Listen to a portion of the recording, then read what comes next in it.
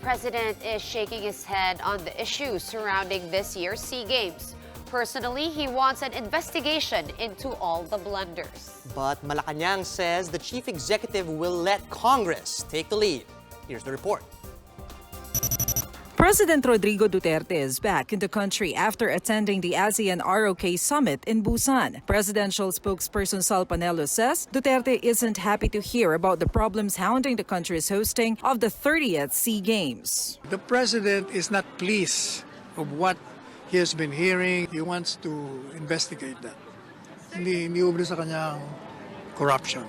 Panelo explained that there is not much the government can do if the delays were caused by volunteers, who he says have the right to manage their own time. But if the blunders are coming from government officials, Panelo says that constitutes plain corruption. But should there be a probe into the alleged anomalies into the SEA Games, Panelo says Malacanang will leave it all to the Congress. I think that's the job of the Senate and the House to investigate any allegation of corruption or anomaly or irregularity.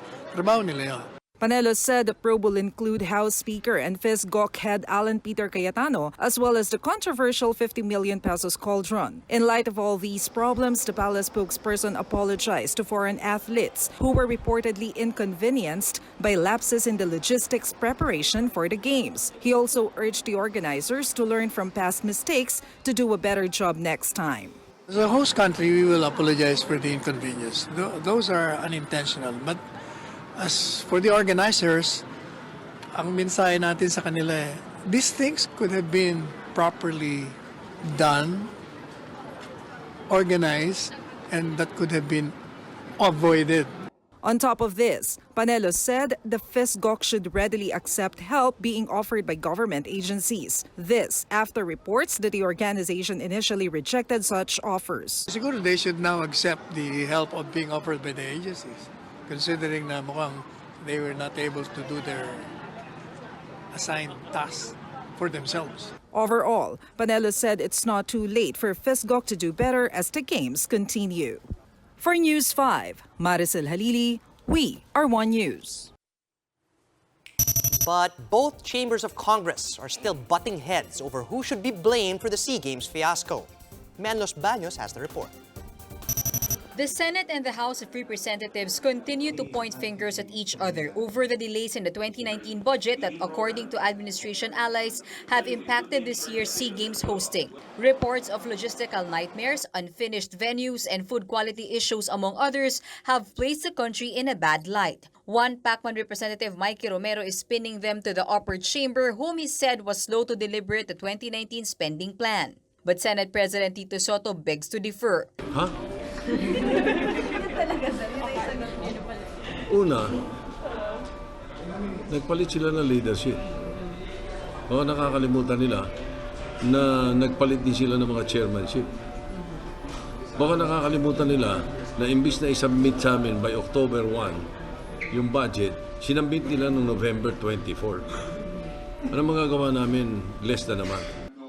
Senator Franklin Drilon also called Romero's claims a big insult to the Senate leadership, especially with unconstitutional insertions by House members that amounted to 95 billion pesos. Soto also said it was Drilon who urged him to sign the budget with annotations so that it could be transmitted to the president. Sabi niya, pirmahan ko na, lagyan ko ng annotation, at ilahad ko sa presidente kung ano niya sa tingin namin ay naging unconstitutional.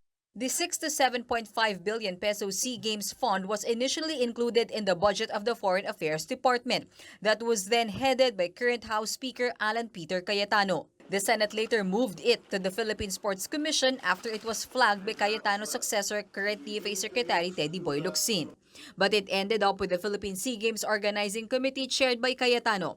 In the wake of mounting criticisms, Marinduque Representative Lord Alan Velasco called for a ceasefire. So right now, instead of focusing muna tayo sa mga inefficiencies, mga pagkukulang, let's focus on how we can improve it. Iisang bansa lang tayo. Let's show them what Filipinos are.